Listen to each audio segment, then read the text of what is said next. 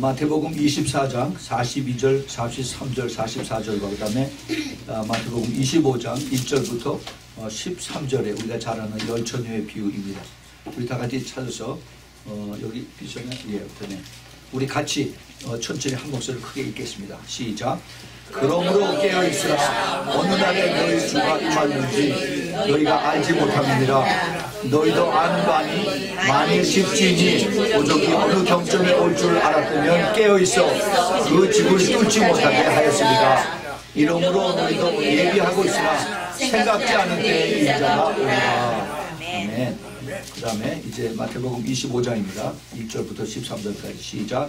그때 천국은 마치 등을 들고 신랑을 맞으러 나간 열처녀와 같다 하리니 그 중에 5은 미련하고 5은 슬기 있는지라. 미련한 자들은 등을 가지되 기름을 가지지 아니하고 슬기 있는 자들은 그릇에 기름을 담아 등과 함께 가져갔더니 신랑이 더디 오므로 다 졸며 잘세. 밤중에 소리가 나되 오라 신랑이로다 맞으러 나오라 하매 이에 그 처녀들이 다 일어나 등을 준비할세. 미련한 자들이 슬기 있는 자들에게 이르되 우리 등불이 꺼져가니 너희 기름을 좀 나눠 달라 하거늘 슬기 있는 자들이 대답하여 그러되 우리와 너희의 슬기에 다 부족할까 하노라.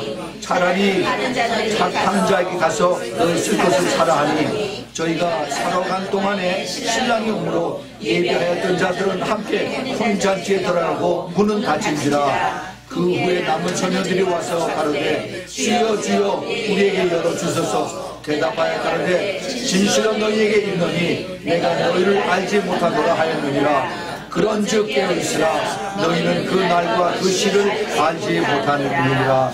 아멘. 아멘. 우리 다시 좀 기도하겠습니다. 하나님 아버지, 오늘 2017년 1월 원단에 주님 앞에 올려드리는 이 말씀을 주님 앞에 감사를 드립니다. 주님, 이 말씀이 저희들의 2017년에 저희들의 그 모토가 되게 해주시고 머릿속에서 떠나지 않는 그런 말씀이 되도록 좀 축복하여 주시옵소서. 그래서 정말 주님 언제 오실지 모르지만 주님 오실 때 저희들이 부끄럽지 않은 그런 신부들이 될 수 있도록 주님 이 말씀을 통해서 저희들이 변화받고 또 준비되고 항상 깨어서 예비하고 준비하는 기도하는 그런 우리 모두 되도록 좀 축복하여 주시옵소서. 아멘. 이 시간에 나사렛 예수 그리스도의 명하니 악하고 더러운 영들은 여기서 완전히 떠나갈지어다. 떠나갈지어다. 모든 잡생각을 주고 이 정신을 이렇게 흩들어 디스트랙트하는 그런 영은 이 시간에 떠나갈지어다. 주님 받으시고 붙들어주시고 축복하시사 주님 끝까지 진리 말씀 붙들고 모두 이기는 자 되도록 축복해 주시고 오직 성령의 충만함으로 주님 세워 주시옵소서. 주님 감사합니다. 이를 통해서 주님 영광을 받으시고 주님 부족한 종에게 주님께서 기름을 부어주시고 영광을 받아 주시옵소서.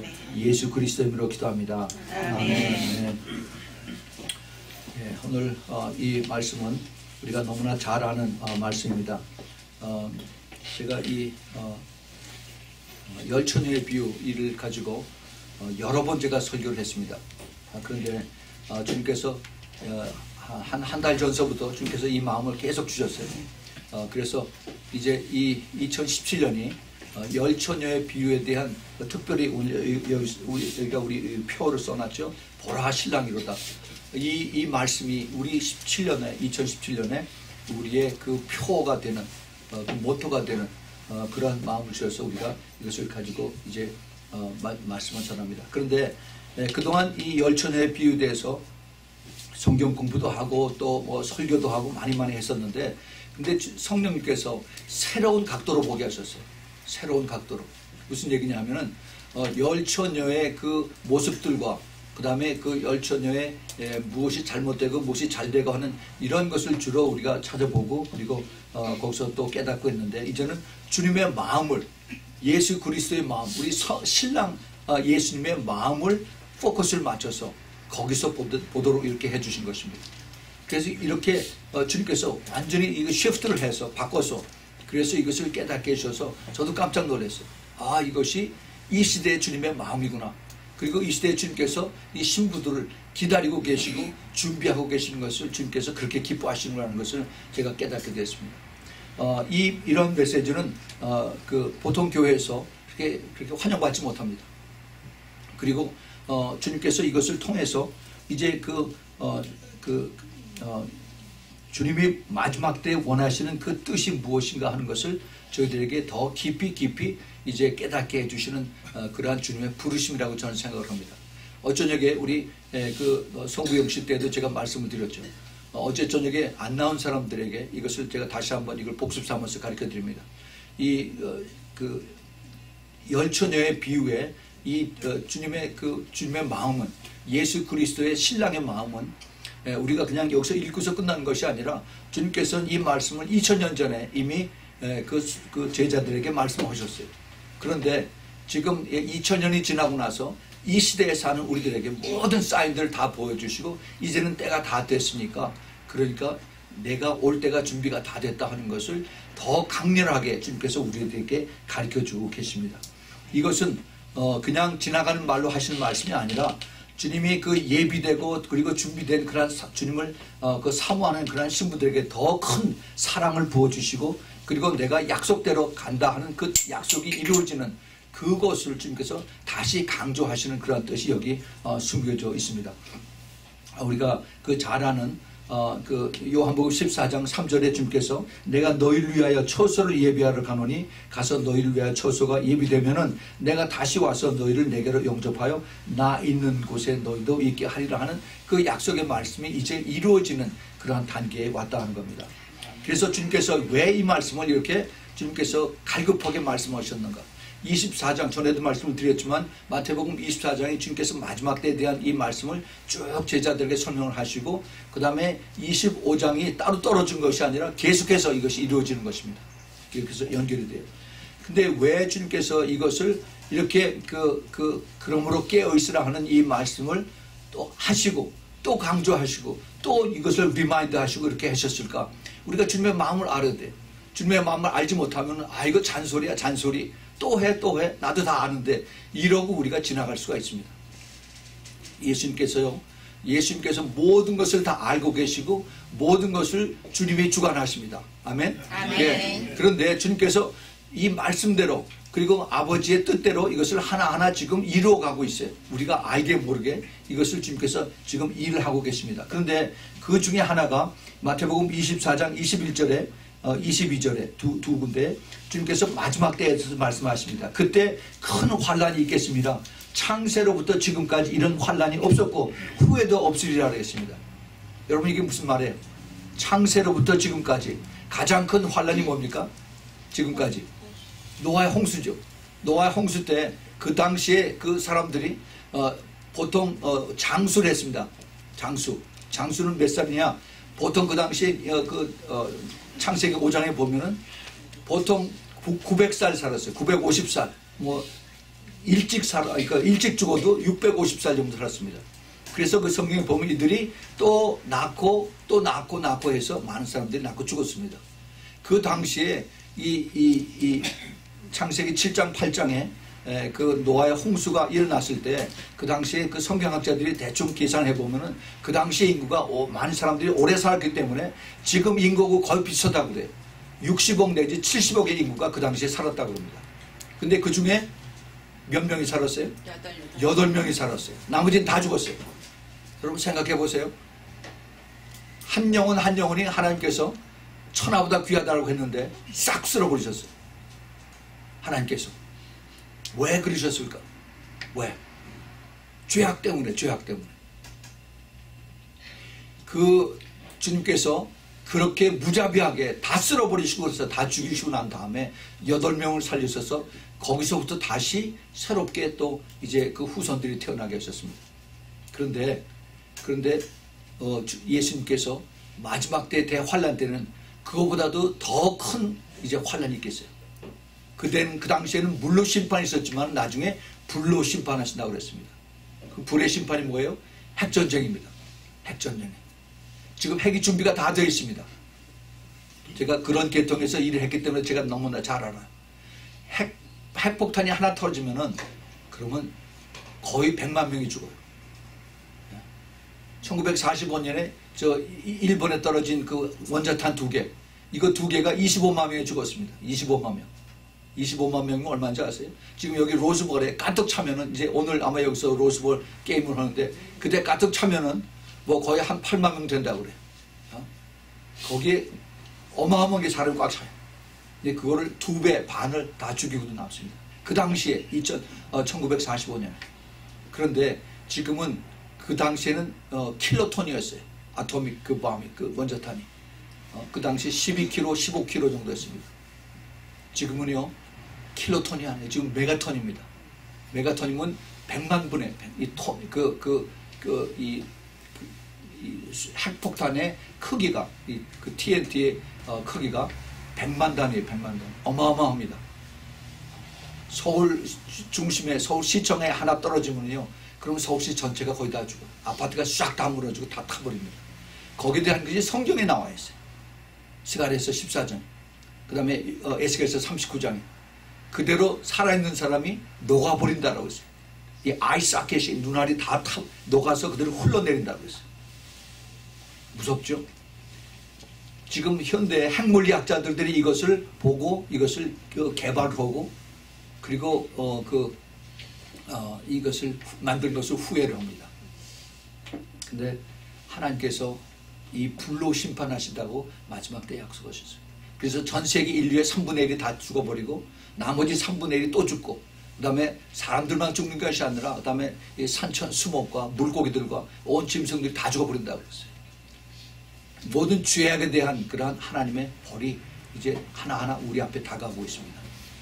근데 주님께서 그걸 말씀하고 계세요. 그때는 피할 자가 없다라고 했습니다. 피할 자가. 그래서 주님께서 이것을 알고 계시고 우리 예수님이 이것을 주관하고 계시기 때문에 더 늦기 전에 빨리빨리 와서 깨어서 들림 받으라 하는 것입니다. 이 주님의 피눈물 섞인 그 울음소리예요. 울음소리. 우리가 그걸 알지 못하면 우리는 너무너무 주님을 슬프게 하시는 겁니다. 예수님의 사랑이, 예수님의 은혜가 한 사람도 멸망하지 않고 주님 앞에 돌아오고 그리고 이것을 피할 수 있도록 하라고 주님께서 우리를 붙잡고 사정하고 애원하시는 그런 말씀을 우리가 드려야 됩니다. 우리 주님이 우리를 얼마나 사랑하는지, 얼마나 사랑하는지, 세상을 이처럼 사랑하신다고 주님께서 God so loved the world, 그것을 우리가 깨달아야 돼요. 그것을 깨달은 사람만이 Amazing Grace를 내가 주님 앞에 외칠 수가 있습니다. 네. 그렇지 않으면요 그냥 패스 바이 하는 거, 왔다 갔다 가는 거, 이런 사람들은 예수님하고 아무 상관이 없어요. 우리 주님의 그 마음을 알고 주님의 피를 내가 맛보고 그리고 주님의 능력을 내가 체험하고 그리고 주님과 함께 동행하는 사람은 내가 이 시대에 사는 사람이 이게 엄청난 축복이다 하는 것을 깨닫는 겁니다.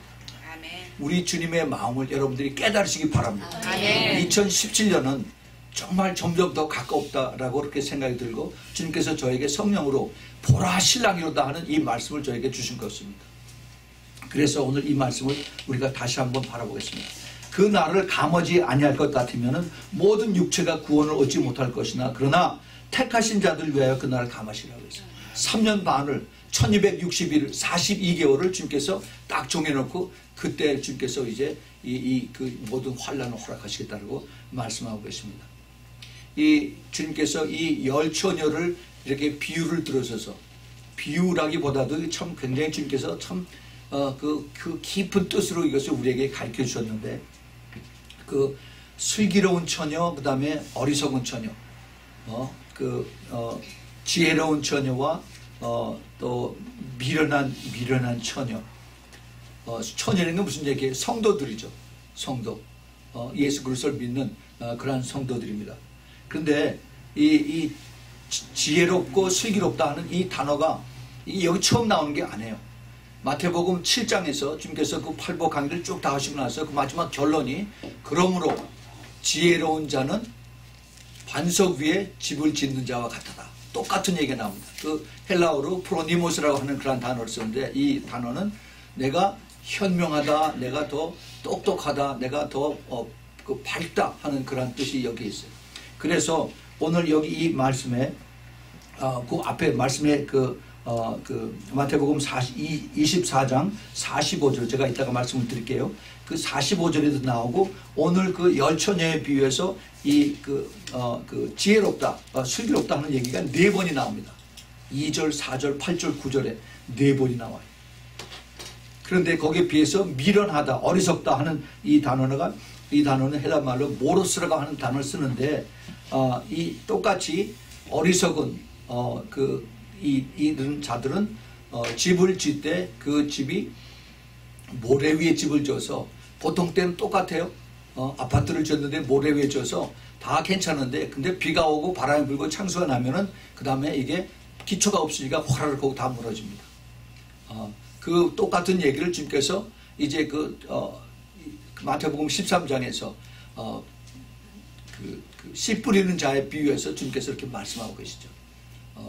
길거리에 씨가 뿌려졌을 때, 그 다음에 돌짝밭에 씨가 뿌려졌을 때, 그 다음에 가시밭 속에 씨가 뿌려졌을 때, 그 다음에 옥토에 씨가 뿌려졌을 때, 그것을 주님께서 자세히 잘 설명해 주십니다.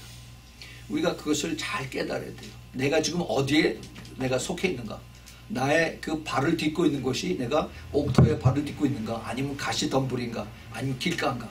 이것을 잘 이 시대에는 점검을 해야만 됩니다. 우리 주님께서 이것을 우리에게 가르쳐 주시면서 아주 중요한 것을 깨닫게 하십니다. 자, 우리 다시 한번 본문을 가봅시다. 오늘 이 본문에 마태복음 24장 42절부터 44절이 있고 그 다음에 우리가 25장 1절부터 13절을 우리가 읽었습니다. 이번에는 우리 거꾸로 한번 읽어보겠어요. 마태복음 25장 1절부터 13절을 먼저 읽고 그 다음에 마태복음 24장 42절 44절 읽으면 주님의 마음이 조금 깨달아집니다. 우리가 이것을 잘 보세요. 자, 다시 한번 보겠습니다. 그때 천국은 마치 등을 들고 신랑을 맞으러 나간 열 처녀와 같다 하리니 그 중에 다섯은 미련하고 다섯은 슬기 있는 자라. 미련한 자들은 등을 가지되 기름을 가지 아니하고 슬기 있는 자들은 그릇에 기름을 담아 등과 함께 가져갔던 게 거기까지요. 여기 지금 두 그룹의 크리스천들이 있습니다. 두 그룹이. 그런데 이 두 그룹들이 전부 다 신랑이 오실 것을 알고 준비하고 있었어요. 그렇죠? 그래서 신랑을 맞으러 가자라고 그렇게 등을 다 가지고 신랑을 맞으러 나갔습니다. 그런데 이 두 그룹의 크리스천들 중에서 다섯은 미련하고 다섯은 슬기로운데 뭐가 차이냐? 미련하고 슬기로운 것의 차이가 한 그룹은 등만 가져갔습니다. 등에 거기 그 안에 기름이 있겠죠. 등잔, 램프. 그 안에 기름이 있어요. 그래서 거기서 그 불이 탑니다. 그것만 가지고 간 것을 주님께서는 미련하다고 그랬어요. 미련하다고. 근데 똑똑하다, 슬기로운 그런 처녀는 그릇에 기름을 담고 또 등과 함께 가져갔다고 그랬어요. 그러니까 등도 가져가고 엑스트라 베슬, 엑스트라 오일을 따로 가져갔습니다. 그걸 잘 기억해야 돼요. 엑스트라 오일. 이 오일이 우리가 성령이라고 합니다. 그럼 이 성령을 한 사람은 등에만 가지고 있고 한 사람은 엑스트라를 가지고 이것을 성령 충만이라고 해요. 성령 충만을 해서 간 사람을 주님께서 슬기로운 자라고 이렇게 얘기했습니다. 그런데 두 그룹의 크리스천들이 그렇게 갔는데 가서 기다리는데 안 왔어요. 주님이 안 왔어요. 그래서 그 오전에 보면 신랑이 더디 오므로 다 졸며 잘세 그랬어요. 길가로 주님을 맞으러 나갔는데 길가에 가서 등을 들고 기다리고 있는데 주님이 안 오세요. 아무리 기다려도 안 오고 그러니까 다시 집으로 들어왔습니다. 들어와서 이제 집 안에서 자는 겁니다.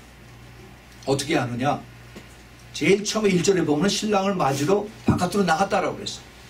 그런데 그 안에서 자다가 깼습니다. 어디서 깨? 집 안에서 자다가 깬 겁니다.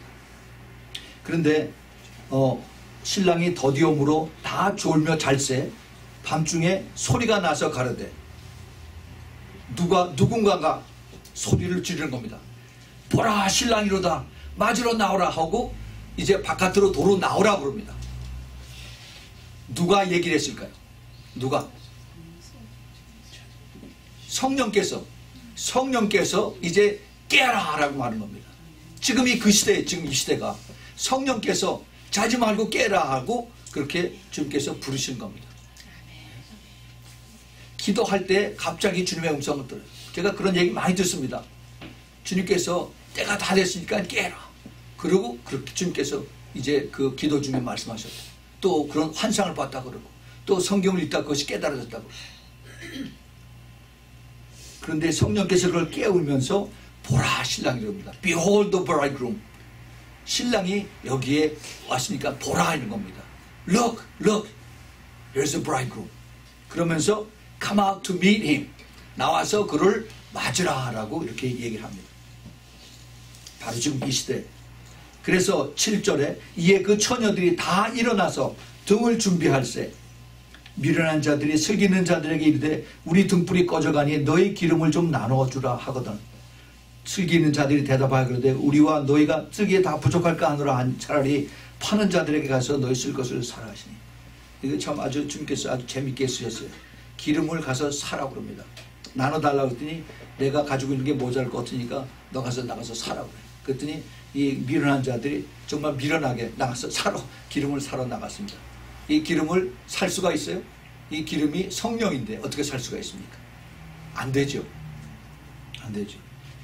그런데 타이밍이 참 묘하게 저희가 사러 간 동안에 신랑이 오심으로 예비하였던 자들은 함께 혼인잔치에 들어가고 문이 딱 닫혔습니다. 이게 주님의 법칙이에요. 법칙. 하나님의 방법입니다. 준비된 자들도 약해요. 준비된 자들도 때로는 스톰블링, 때로는 넘어질 수가 있습니다. 그러나 성령께서 그걸 깨닫게 해주시고 다시 돌이켜서 회개하고 돌이켜서 주님 앞에 나오는 그것을 주님께서 지금 하고 계신다, 이 말씀입니다. 네. 그래서 그 언제인지 모르지만은 다른 한 그룹은 바깥으로 살아나갔어요. 이제 가서 준비나 좀 해보자 하고서 여기저기 사러 다닙니다. 근데 문을 여는 데도 없고 아마 닫은 데 천지고 사러 가서 문을 두드려 봐야 그런 거 안 판다라고 아마 그랬을 겁니다.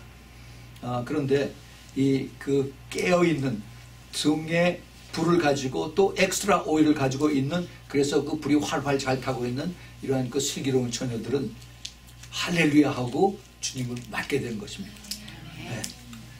그래서 이제 신랑을 붙잡고 그리고 이제 그 안으로, 그 궁전 안으로, 킹덤 안으로 이제 들어가죠. 그래서 들어가자마자 문이 철커덩하고 닫힙니다.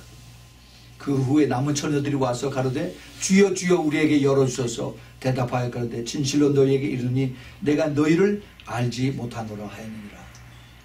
네, 그래요. 내가 기다리다가 수고했지 들어오너라 하는 것이 아닙니다. 그게 아니라 내가 너를 알지 못한다라고 말씀하세요. 그런즉 깨어있으라. 너희는 그 날과 그 시를 알지 못하느니라. 이게 주님의 마지막 부탁입니다. 마지막 부탁. 정말 안타까운 심정으로 주님께서 간청하고 주님의 사랑으로 주님 앞에 주님이 우리들에게 말씀하고 있습니다. 정말 목이 메서 주님께서 우리들에게 부탁을 하시는 것입니다.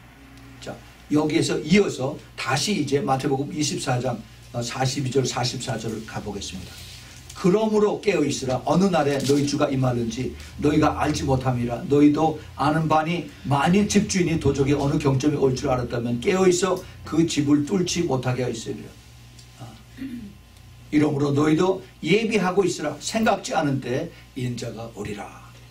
이것이 주님께서 우리들에게 하시는, 이 시대에 깨어있는 크리스찬들에게, 이 시대에 잠자는 크리스찬들에게 주시는 주님의 말씀입니다. 그리고 권면이고, 그리고 사랑이고, 그리고 은혜입니다. 우리 주님께서 이것을 우리에게 리마인드를 해주시고, 내가 그 열처녀비 다 알아. 나한테 더 이상 얘기하지 마 라고 이렇게 사람들이 얘기해요. 내가 다 안다. 근데 아는 거하고 내가 그것을 마음에 품고 사는 거하고는 하늘과 땅 차이고 천국과 지옥의 차이입니다. 내가 그걸 잘 알아야 돼요. 진짜 어리석은 자가 되지 말길 바랍니다. 어리석은 자가 되지 마세요. 제가 그 어리석다는 얘기가, 이게 내가 똑똑한 사람이 그렇게 어리석은 짓을 해요. 제가 국민학교 1학년 때, 언젠가 제가 전에 그런 얘기 한번 했었어요. 국민학교 1학년 때 저희 아버지가 저한테 이제 제가 한글을 일찍 깨우치니까 그 동화책을 하나 사줬어요. 그 동화책을 몇 권 사줬는데 그 중에 하나가 제가 잊혀지지 않는 것이 있습니다. 어리석은 도적들. 어리석은 도적. 무슨 얘기냐 하면은 어떤 그 시골에 도둑이 그 밭에 가서 양파, 어니언 이것을 도둑질했어요. 도둑질. 몇 개를 도둑질했냐면은 밤에 가가지고서 양파를 40개를 다 뽑았어요. 그래가지고 그걸 가지고 가다가 들켜서 붙잡혔습니다. 그래서 그 고을의 원님한테 가서, 재판관한테 가서 붙잡혀서 잡혀왔어요. 이놈, 너 내가 도적질 했지? 그랬더니 예, 제가 도적했습니다. 내가 너에게 3가지의 옵션을 주겠다. 네가 택해라. 그래서 그걸 합격하면은 그럼 그 중에 하나가 합격하면 내가 이 죄를 다 면해 주겠다. 그래서 그 도적이 그냥 눈이 바짝 해가지고 무엇입니까? 내가 하겠습니다.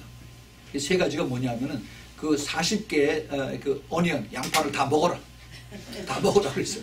네. 아니면은 내가 40냥의 돈을 내라. 그 당시에 40냥 굉장히 큰 돈이에요. 그게 아까우면 내가 40대 볼기를 맞아라. 이렇게 했습니다. 이 도적이 가만히 생각해보니까 내가 제일 수지 맞는 게 40개의 양파를 먹는 것 같아요. 그래서 열심히 먹었습니다. 그냥 얼굴에 눈물이 절줄줄 흘면서 4개까지 먹었어요. 나중에 그냥 속에서 불이 나고 그러는데 8개까지 먹고 나서 난 죽어도 못 먹겠습니다. 그래서 다 먹었어요. 다. 그리고서 원님에게 내가 이제 돈은 아깝고 그러니까 내가 맞겠습니다. 그래가지고 이제 그 형틀에다 매놓고 나서 그다음에 이제 볼기를 때렸습니다. 철썩철썩 온다. 아고고고고 살려달라고 원님 살려주세요. 12대를 맞고 나서 나를 제발 풀어서 내가 돈 내겠습니다. 돈 내겠습니다. 그러고 나와서 다시 또 돈을 물고 나왔다고 그래요. 이 사람이 똑똑한 사람입니까? 이 사람이 어리석은 사람이에요. 어리석은 사람. 일찍부터 자기가 40냥을 물고 나왔으면은 그렇게 그런 짓 안 하죠. 그런데 지금 이것이 크리스찬들의 마음속입니다. 남의 얘기가 아니에요. 크리스찬들의. 내가 똑똑하다고 생각을 해서 내가 머릿속에 계산을 해서 그렇게 믿음을 따라갑니다. 요것도 해보고 저것도 해보고. 그래서 내가 입맛에 맞으면 탁 생기고 우리 사람 뱉어버리고. 우리 주님께서 이 시대에 주님의 그 신부들을 정말 사랑하셔서 순전하게 깨끗하고 정결하게 또 거룩하게 그렇게 되기를 원해서 주님 앞에 부르십니다. 그런데 우리가 이것을 계산하고 내가 좋으면은 내가 기분이 좋고 성령이 충만한 것 같으면은 따라가고 그렇지 않으면은 이제 또 내 갈 길 바빠서 그렇게 가는 그런 거로 한다면은 주님이 우리를 그렇게 기뻐하시지는 않습니다. 우리 지금 인간들이 우리 크리스천들의 특별히 신부들에게 가장 큰 걸림돌이 뭐냐면 탐욕입니다. 탐욕이 뭐예요? 이게 돈에 대한 욕심이에요. 그리고 내가 그것 때문에 시기 질투하고 남의 거 자꾸 항상 들여다보고 그 다음에 이제 내 거 오고 비교해서 내가 작으면 또 욕심내고 또 마음이 편치 않고 이러고 그러고서 이제 살고 있어요. 이것이 거기서 자유함을 받아야 돼요. 거기서 내가 해방이 돼야 됩니다. 그렇지 않으면 끝까지 이것이 그 악한 영들이 탐욕의 영이 날 붙들고서 나를 놓지 않아요. 정말 그런 사람 많이 봤어요. 우리가 예수 그리스도 안에서 네가 진리를 알지니 진리가 너희를 자유한다라고 그랬는데 근데 참 진리를 알면은 자유하게끔 돼 있습니다. 성령께서 그렇게 만들어 주세요. 그런데 그렇게 하지 못하고 계속 남의 거 기웃기웃하고 그리고 탐욕으로 그 다음에 돈 욕심으로 이거 가지고 계산하고 그러고 따라갑니다. 그러면 불쌍한 사람이 돼요. 거기서 해결을 못해요. 우리 주님께서 그렇다고 우리가 거지가 되길 원하느냐? 늘 가난한 사람이 원하느냐? 안 그래. 절대 안 그래요. 우리 주님을 믿고 따라가면 우리 주님께서 풍성하게 주님께서 다 채워주세요. 주님께 채워주세요. 저는 그거를 경험하면서 삽니다. 아멘. 내가 무엇이 많다고 해서 그런 것이 아니라 항상 주님 기쁜 뜻을 따라서 순종하고 가면은 그러면 하나님의 풍성함으로 채우세요. 내 먼저 마음이 부자가 돼요. 마음이 부자가 되고 그 다음에 마음이 부자가 돼서 내 그대로 순종하고 따라갈 때 나도 모르게 하나님께서 여기저기서 다 주님께서 채워주세요. 이게 주님의 그 하나님의 그 역사하시는 방법입니다. 제가 어제 저녁에 얘기했지만은 그 하늘 청지기라고 하는 저 책이 저기 뒤에 있죠. 그거 한번 읽어보세요. 하나님께서 마지막 때 하나님의 그 보물 창고를 관리하는 사람들을 주님께서 이제 그 찾고 계세요. 우리 하나님이 이제 마지막 때에 하나님의 나라를 위해서 사용할 수 있는 그러한 재정을 축복해 주시기 원하십니다. 그런데 내가 계산하는 가지고서는 안 돼요. 하나님의 방법을 따라서 하나님의 특별하신 그 블레싱을 받는 멀티플 블레싱을 받는 사람들을 통해서 이것이 이루어지는데 그런데 이 내 욕심을 가지고 하나님이 나에게 이 그 보물통을 맡겼을 때 내 마음이 가롯 유다 같은 그런 마음이었다면 그러면 내가 그것을 받지 않는 것이 훨씬 더 나을 뻔하죠. 예. 그런데 주님은 우리에게 그 마리아의 옥합을 깨는 것 같은 그러한 마음을 주님께서 요구하세요. 그래서 주님이 이것이 다 내 것에서 왔는데 내가 너에게 이것을 청지기로 그 스튜어드로 이거를 그 아카운탄트로 내가 너에게 맡겼는데 내가 나중에 나와서 나하고 같이 계산하자. 이것을 우리가 봐야 돼요. 그렇지 않고 내 거 가지고서 내 거 하고 있다가 나중에 너는 악하고 게으른 종이다라고 주님 앞에 책망받는 사람들이 수도 없이 많이 있습니다. 자, 우리가 이것을 분명히 알면은 그러면은 내가 어떻게 살아야 되는가? 내가 어떻게 이 세상을 내가 지혜롭게 살아서 주님 앞에 갔을 때 주님이 너는 정말 착하고 충성된 그러한 지혜로운 종이다라고 이렇게 칭찬을 받을 것인가? 이것을 잘 알아야 됩니다. 오늘 우리가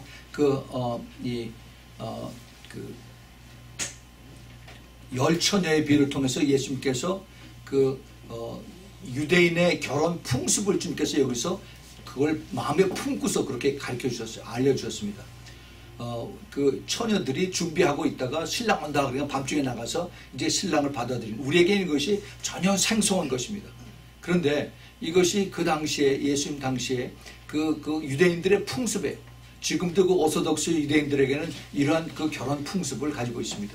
그 풍습을 우리가 이해하면은 예수님의 마음과 오늘 이 그 열처녀의 비유를 훨씬 더 우리가 쉽게 그리고 너무 자연스럽게 이해를 할 수가 있습니다. 그 예수님의 그 당시에 그 신부들과 그 다음에 유대인들의 그 결혼 풍습을 적어도 7 내지 8단계로 다 이것을 보면은 제일 처음에 약혼이라는 것이 있죠. 결혼 약속이 있습니다. 이것을 이제 연애 결혼이 아니라 중매 결혼이에요. 중매 결혼. 옛날 우리 부모들이 그렇게 했던 것 마찬가지로. 근데 이 아버지끼리 양가의 아버지끼리 만나서 그래서 당신네 그 셋째 딸하고 우리 그 넷째 아들하고 서로 이제 우리 혼인 사돈을 맞읍시다. 그래서 서로 이제 보면서 그렇게 약속을 합니다. 이것이 제일 첫 번 단계. 신랑의 아버지가 신부를 택하고 그 값을 정해서 지불을 합니다. 이것이 성경에서 예수님께서 그렇게 하셨습니다. 예수님께서 아버지의 명령에 따라서 십자가의 피로 그 값을 지불을 했습니다. 예. 그래서 예수님께서 내가 나를 택한 것이 아니라 내가 너를 택했다라고 주님께서 이렇게 말씀하고 계십니다. 두 번째는 이제 그걸 억셉턴스하는 프로포설이 있어요. 프로포설. 내가 신부인데 아무리 내 아버지가 나에게 이제 그 결혼을 이제 매치메이커를 해서 그래서 중매를 해서 맞았다 하더라도 이제 서로 예비 신랑 후보가 와서 이제 신부 집에 와서 같이 인사를 하고 그 다음에 서로 같이 약속을 나누는 것이 이제 포도주 잔을 서로 나눕니다. 이 포도주 잔. 이것을 이제 신부에게 예비 신부에게 이것을 줄 때 예비 신부가 그때 신랑 얼굴을 처음 봐요.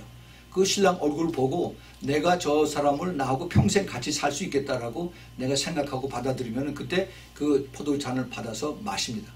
이것이 무언의 약속이에요. 내가 당신을 나의 평생 하즈밴드로 내가 섬기겠습니다 하는 것이죠. 그런데 만약에 내가 저 사람을 나는 죽어도 못 살겠다 하면은 내가 이 잔을 들고 고개를 살랑살랑 흔들면서 도로 돈을 받지 않으면은 그러면 거기서 끝납니다. 그러면 거기서 그 신랑하고 나하고는 아무 상관이 없어요. 다시 무효로 이렇게 돌아갑니다. 주님께서 우리에게 이것을 이미 실제로 이것을 가르쳐 주셨어요. 이것이 뭐냐 하면은 우리가 매일 저녁 하는 성찬 예식입니다. 성찬 때 우리의 주님께서 제자들에게 잡히시던 날 밤에 그 잔을 가지시면서 이것을 받아 마시라고 그랬어요. 예수님은 그것을 굉장히 뜻깊게 그것을 가르쳐 줬습니다. 제자들은 예수님께서 그 떡을 떼시고 그 다음에 잔을 주신 이것이 갑자기 이게 무슨 얘기인가 한 것을 당황하다가 금방 깨달았습니다. 아, 이것이 바로 유대인들의 결혼 풍습을 주님께서 말씀하고 계시는구나 하면서 처음에는 이것을 무슨 얘기인가 하고 당황하다가 즉시 이들이 잠잠하면서 이것을 받게 되었습니다. 마태복음 26장 27절 28절에 또 잔을 가지사 사례하시고 저에게 주시며 가라사대 때 너희가 다 이것을 마시라. 이것은 죄사함을 얻게 하려고 많은 사람을 위하여 흘리는 바 나의 피 곧 언약의 피라. 이 말씀으로 이에서 그 두 번째 그 프로포설이 끝난 것입니다. 세 번째 단계는 이제 그 신랑이 그 신부가 이제 그 잔을 서로 나누는 것을 그것이 언약이 그 약혼이 됨으로 인해서 그 다음에 이제 신랑은 이제 아버지 집으로 갑니다. 아버지 집에 가서 거기서 이제 앞으로 나하고 신부가 같이 살 집을 짓기 시작하는 거예요. 이것이 그 아까 우리가 읽었던 요한복음 14장 3절에 내가 가서 아버지 집에 가서 집을 짓고 집이 다 되면 내가 데려와서 너를 데려간다는 그 약속의 말씀입니다. 이것이 신부의 방을 준비하는 것인데 예수님은 이제 돌아가셔서 새 예루살렘을 짓기 위해서 그 다음에 교회와 떨어져서 있는 것이 바로 지금 이 시대입니다. 이 시대. 이것을 우리가 깊이 깨달으면은 지금 시대적으로 우리가 어느 때에 살고 있다는 것이 이것이 깨달아집니다. 그리고 이제 네 번째는 그 정혼 기간이 있어요. 그 비트로탈 피리드라고 하는데 그 떨어져 있는 기간에 신부는 간절히 신랑을 사모하면서 이제 내 살림살이를 준비하고 이불을 만들고 하는 이런 그 시간을 갖습니다. 대충 그 신랑이 가고 난 다음서부터 한 1년 정도 걸린다고 그래요. 유대인들의 풍습에는. 그래서 이제 그 신랑이 다시 오심을 이제 간절한 마음으로 기다리게 하고 성숙한 믿음으로 기다리게 하라고 주님께서 그런 말씀을 로마서 8장 23절에서 또 고린도전서 14장 20절에서 사도 바울이 그걸 깨닫고 이것을 말씀하는 것을 알 수가 있습니다. 그 다음에 다섯 번째 단계는 그 다음에 신부를 부르십니다. 이 신부를 부르시는 것이 바로 오늘 우리가 읽었던 보라 신랑이로다 하는 이 단계.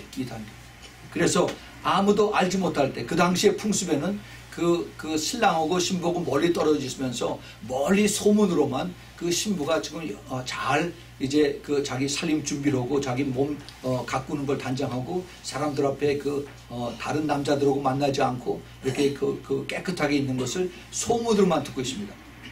근데 내가 언제 간다는 얘기는 절대 얘기 안 해요. 때가 되면은 이제 밤에 갑니다. 신랑하고 신랑 친구들하고 같이 이제 밤에 불을 들고 그리고 쫙 찾아가 신부한테. 예, 그것이 바로 지금 그 마태복음 25장의 열처녀의 비유에 나오는 바로 그 장면입니다. 그래서 그 신랑이 큰 소리로 외칩니다. 여기서는 이제 성령이 외치죠. 보라 신랑이로다 하는 이세. 그것이 성경에서는 어떤 것을 얘기하느냐? 바로 예수님께서 밤에 갑자기 오셔서 신부를 데려가는 휴거를 얘기하는 것입니다. 예, 이것이 성경하고 딱딱 이렇게 맞아 들어가요. 이것이 데살로니가전서 4장 16절서부터 18절에 있는 그 말씀이 여기서 이루어집니다. 그러면 그 다음에는 어떻게 되느냐? 그 다음에는 신랑과 신부는 그 다음에 숨어버립니다. 올라가서 이제 신랑이 와서 신부를 데려간 다음에 그 다음에 이제 체인버 안으로 신부 집, 신랑 집 안으로 싹 들어가 버려. 아버지 집에서 거기서 얼마 동안 숨겨져 있느냐면 7일 동안 숨겨져 있습니다. 7일 동안. 휴거로 올라간 그 신부들을 천국에서 그 하늘에서 주님과 함께 그곳에서 7년 동안을 거기서 있게 된 겁니다. 이 신랑은 신부를 데리고 7년이 뭐예요? 그게 환란기간 동안이에요. 환란기간 동안 다니엘서 9장 27절에 나온 말씀이고 놀랍게도 이사야서 26장 20절에 이미 벌써 이것을 쫙 예언해 놨습니다.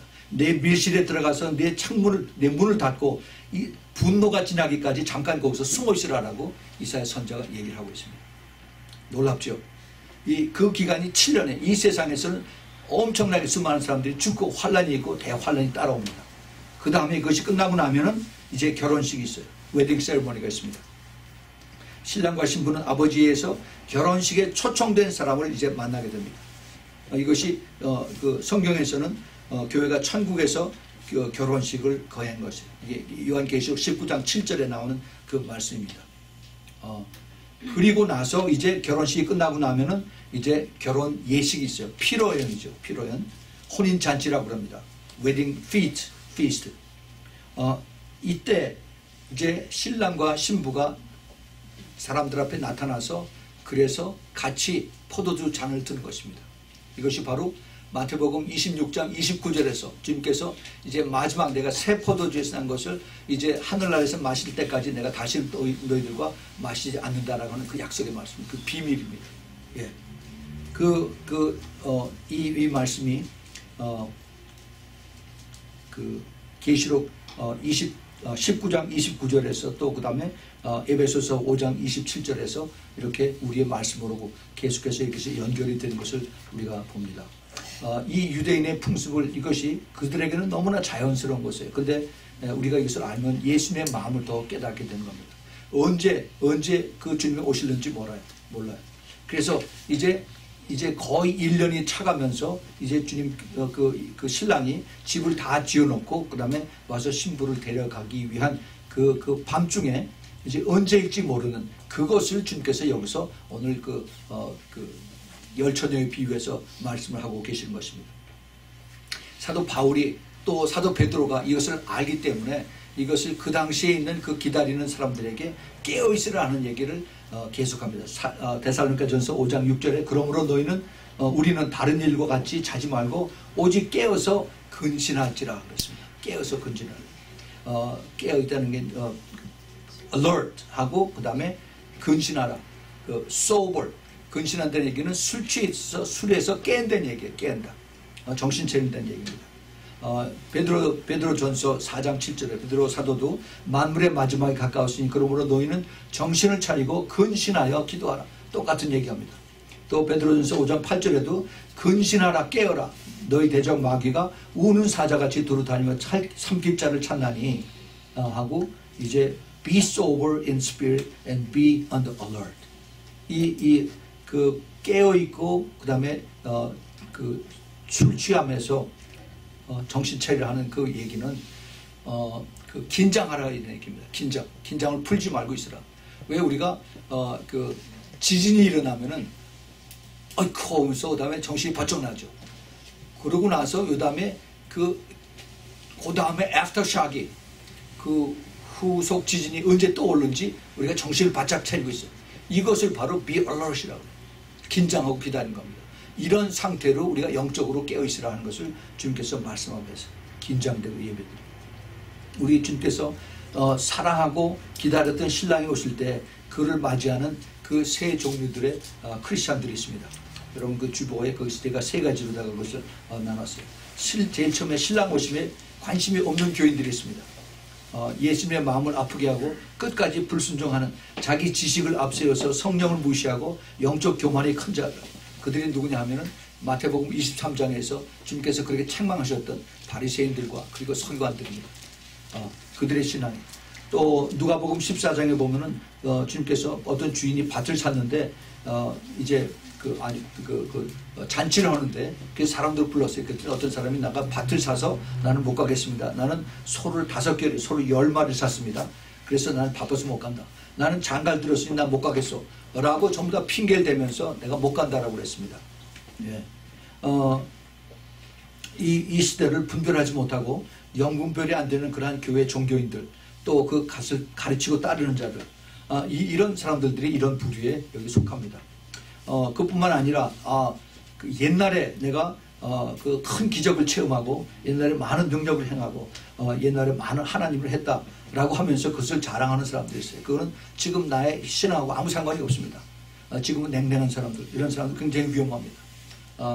주님이 오셨을 때 내가 너를 안다라는 이 소리를 듣기가 힘든 사람들이 우리가 정말 똑바로 잘 정신 차려서 신랑 오심에 거기에 내가 관심이 있느냐 없느냐 내가 큰일 났다 보라 신랑이라 했을 때 내가 이거 큰일 났구나 하면서 그 당시에 그 불안하고 초조하고 그 다음에 쩔쩔매는 그런 사람들도 있고 아예 그래 그것에서 상관없이 그래 난 그대로 난 또 나대로 살지 내가 지금 피곤한데 좀 더 자야지 하고 그리고 내 생활대로 사는 사람들이 있어요. 예, 전혀 관심이 없는 사람들 내 신앙만 잘 지키면 돼 하면서 그러고 가는 사람들이 있습니다. 이런 사람들은 불쌍한 사람들입니다. 두 번째는 신랑이 오심이 가까움을 알고 기다렸는데 오래가지 못한 사람들이 있습니다. 그 중에 한 사람이 유다입니다. 물론 예수님의 마음을 아프게 하려고 사단이 그런 올무를 그걸 집어넣어서 그래서 올무에 걸려가지고 그리고 예수님에게서 떨어져 나갔습니다. 이런 사람들의 특징이 자기 의가 굉장히 강합니다. 그 말을 듣질 않아요. 그 디모데후서 4장 10절에 보면은 세상 유혹을 이기지 못해서 떠나간 그런 사도 바울의 제자 중에 한 사람이 데마라고 하는 사람이 있습니다. 데마는 세상을 사랑하여 나를 버리고 데살로니가로 갔다라고 하는 얘기합니다. 그런 사람 지금 많이 있어요. 처음에 이제 주님 오시는 걸 알고 깨닫고 같이 열심히 하다가 이제 또 계속 기도해야 되고 그 다음에 우리가 내가 버릴 것이 많고 또 청산해야 되고 그랬더니 아유 나는 지금 그렇게 못해. 나는 내 방법대로 살려 하면서 그러면 슬그머니 이제 발을 빼는 사람들이 있습니다. 그런 사람들이 다 여기에 돌아간 사람들이에요. 예, 그 처음 열정 이게 실어버린 성도들인데 처음에는 내가 예수님을 위해서 죽겠다라고 그 다음에 기도했던 사람들 입으로 헌신한 성도들 이런 사람들이 다 이런 여기에 속합니다. 이제 마지막 때 이제 뒤에 많은 사람들이 뒤에 남아있는데 left behind 되는데 이 사람들이 제일 먼저 이제 그 챌린지로 다가오는 것이 그 식량이에요. 식량. 내가 그 짐승의 표를 받지 않으면 식량을 이제 사고 팔 수가 없습니다.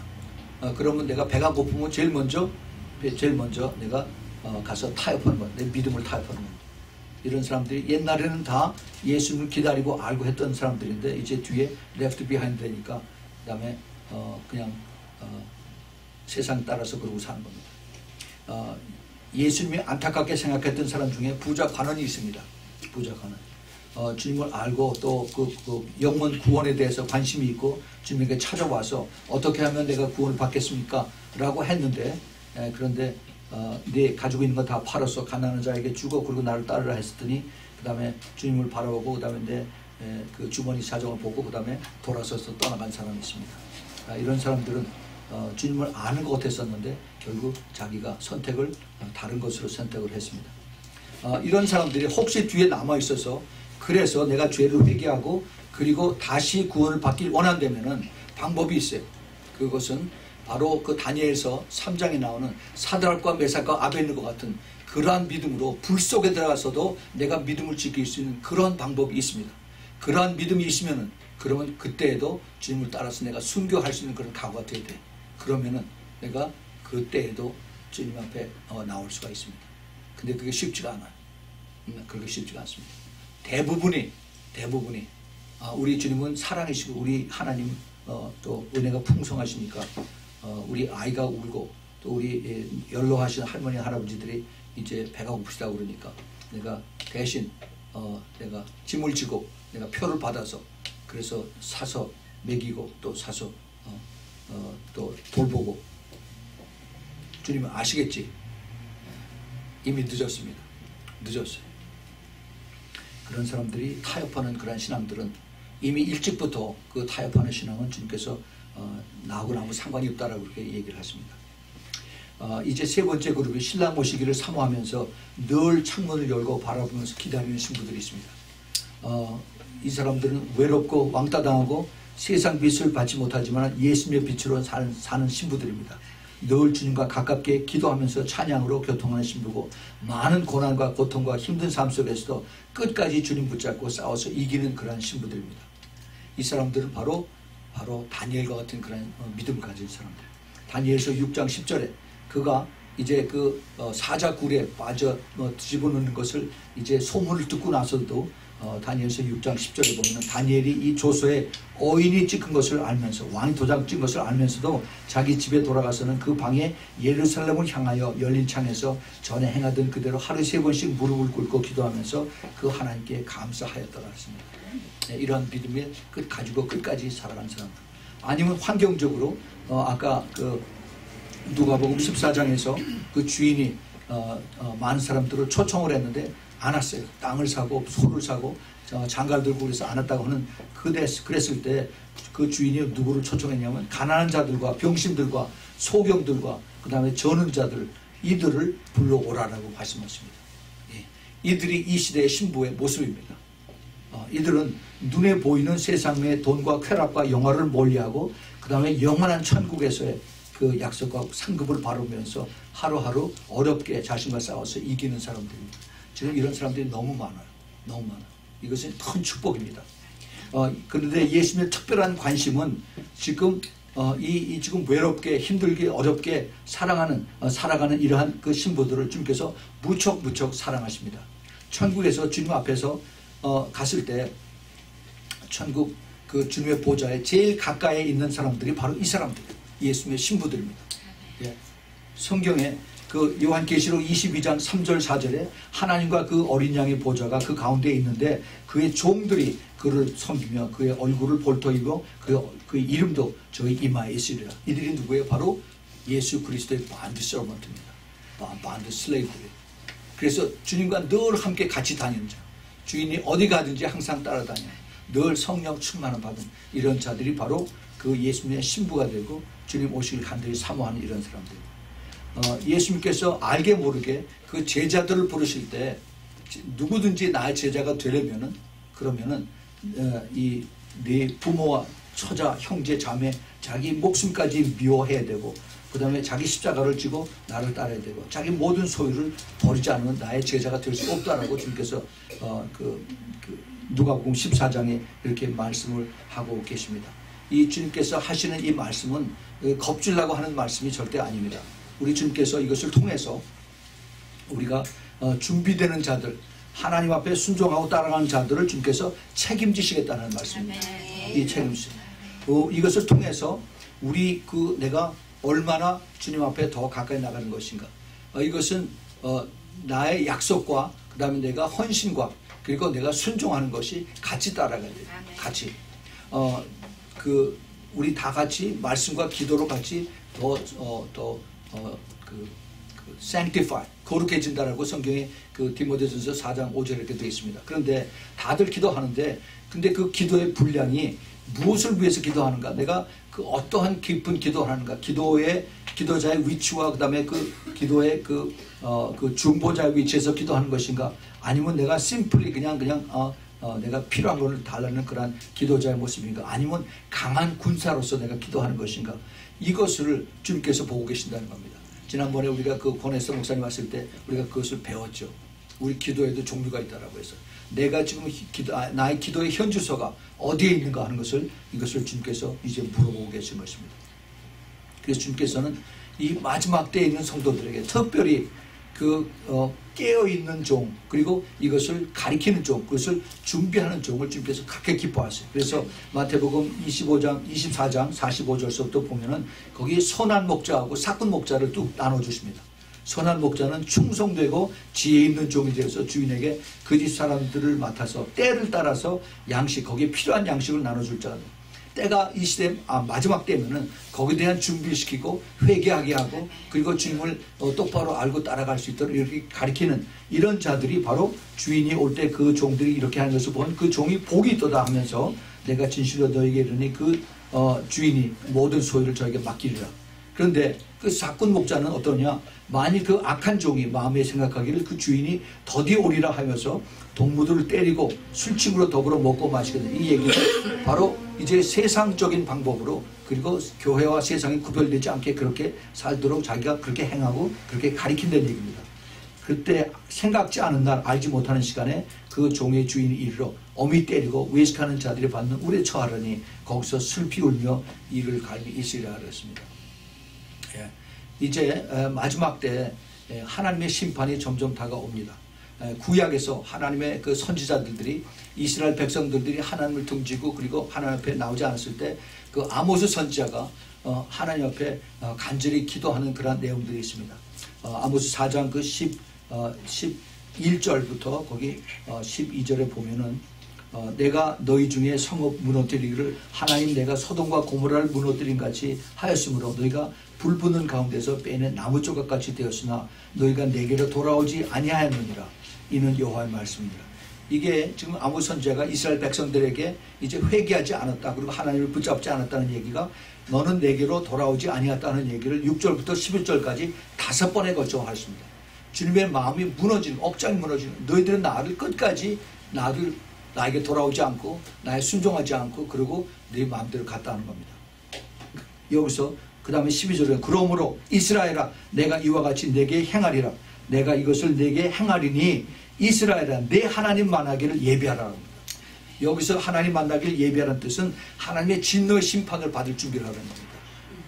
이건 무서운 얘기. 이스라엘 백성들만 한 것이 아니라 이제 나머지 뒤에 left behind 되는 그 교회들도 같이 여기서 하나님의 진노를 받게 되는 것입니다. 예수님의 그 마음을 우리가 조금으로도 깨닫는 자들은 우리가 영적으로 우리가 예민하게 우리가 시대를 분별하고 있어요. 주님께서 그 당시에 그 종교 지도자들에게 시대를 알라라고 했어요. 시대를 분별하고 깨어 있으라고 했습니다. 근데 그것이 관심이 없어요, 교회들이.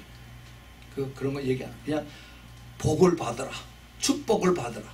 여기에 있는 전부 다 사람들이 다 귀를 쫑긋하고 그러고 뒀습니다. 그것이 큰 저주가 될 수가 있어요.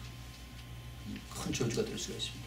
이 땅에서 내가 편하고 잘 살고 그 다음에 내가 돈이 많고 이것이 축복이라고 한다면은 주님께서 왜 그런 얘기를 처음부터 안 하셨을까? 주님께서 이 하나님과 돈을 같이 줬어요. 둘 중에 하나를 택하라고 그랬습니다. 그 대신 내가 하나님을 섬기는 자들은 그러면 이것을 땅에다 이것을 파묻지 말고 하늘에다 투자하라고 이렇게 말씀하셨어요. 우리 하나님의 그 깊은 뜻을 우리가 깨달아야 됩니다. 그 깊은 뜻을 알지 못하면은 하나님께서 나중에 슬퍼하세요. 예수님의 부탁입니다. 마지막 부탁. 그러므로 깨어 있으라라고 이렇게 말씀하십니다. 우리 주님께서 이 시대 저희들에게 하시는 그 말씀이 마가복음에 보면 더 간절하게 예수님께서 이렇게 말씀하십니다. 마가복음 13장에서 33절에 주의하라, 깨어 있으라. 그때가 언제인지 알지 못합니다. 또 그 다음 34절에 가령 사람이 집을 떠나 탁으로 갈 때 그 종들에게 권한을 줘 각각 사물을 맡기고 문지기게 깨어 있으라 명함 같으니 그러므로 깨어 있으라. 집주인이 언제 오는지 혹 저물 때 밤중에 닭이 울 때 새벽에 일는지 너희가 알지 못합니다. 그가 호련히 와서 너희 자는 것을 보지 않도록 하라. 깨어 있으라. 내가 너희에게 하는 이 말이 모든 사람에게 하는 이 말이니라. 이렇게 말씀하셨습니다. 사도 누가는 누가복음에서 딱 한마디로 합니다.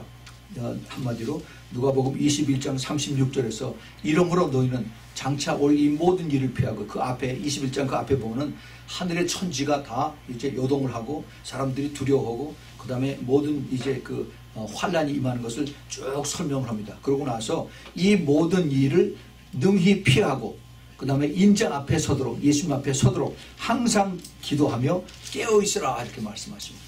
그 예수님의 결론은 이 마지막 시대에 우리 신자들 교회들에 대한 주님의 마지막 그 사랑의 권면은 그러므로 깨어있으라 기도하라는 겁니다. 이것을 우리가 경하게 이렇게 중요하게 붙들고 깨닫고 순종하지 않으면은 그러면은 나중에 엄청 후회를 합니다. 그때는 이미 늦어요. 우리 주님께서 우리들을 사랑하셔서 그래서 우리에게 이제 이것을 가르쳐 주는 겁니다. 보라 신랑이라. 이제 신랑이 문 앞에 왔어요. 아까 우리가 그 읽었던 본문 말씀에서 주님께서 하신 하신 말씀을 열처녀의 비유에서 우리가 그것을 잘 보면은 보라 신랑이로다가 맞으러 나오라고 성령께서 그렇게 말씀하시고 그 다음에 그 신랑이 금방 온 게 아니에요.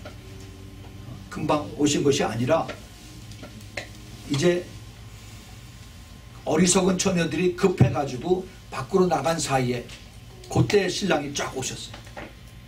이걸 우리가 잘 깨달아야 됩니다. 우리가 지금 이 메시지를 듣고 있어요. 그런데 예수님은 안 오셨습니다. 그런데 예수님께서 오신다. 그러니까 이 소리를 성령께서 우리에게 가르쳐 주시고 깨닫게 해주셔서 그래서 지금 이 시대에 깨어있으라 준비하라 신랑이 곧 오신다 하는 이 메시지를 듣고 나서 머지않아서 이제 신랑이 오신다는 겁니다. 근데 여기서 나눠줘요. 내가 이걸 듣고 내가 심각하게 생각하고 따라가는 자들이 있는가 하면은 그냥 흘려버리고 에이 뭐 똑같은 소리 거기서 하는 사람이 있고 아니면은 그것을 듣고 가다가 여기서 또 중간에 또 떨어지는 사람도 있어요. 이것을 우리가 깨달아야 됩니다. 오늘 2017년 제일 첫 번 메시지가 보라 신랑이로다. 굉장히 강합니다. 그러나 이것을 여러분들께서 잘 새겨서 듣고 내가 어떤 쪽에 내가 지금 어디에 나의 신앙의 현주소가 있는가 하는 것을 잘 우리가 생각해야 됩니다. 나중에 주님 앞에 섰을 때 나 너 모른다. 이렇게 정말 저 부끄러운 그런 소리 듣지 않고 내가 너를 안다. 내가 너를 계속 보고 있었다. 너 수고 많이 했지. 어서 와라. 이런 하나님의 그 사랑의 칭찬을 받는 우리 모두가 되길 꼭 축복드립니다. 같이 기도하겠습니다.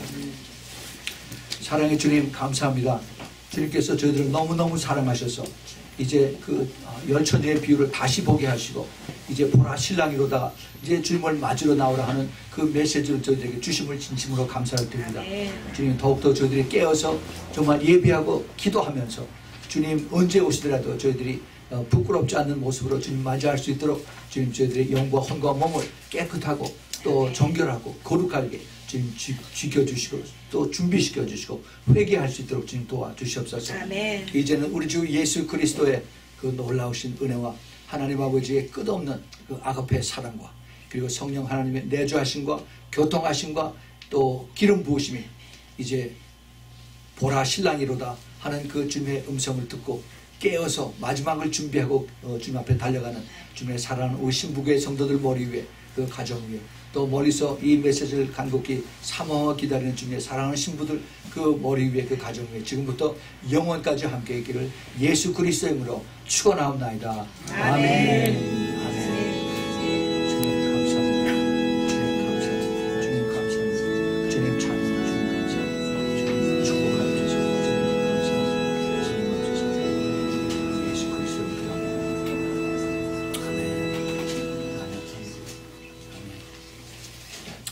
예배를 다 마칩니다. 우리 하나님께 영광의 박수.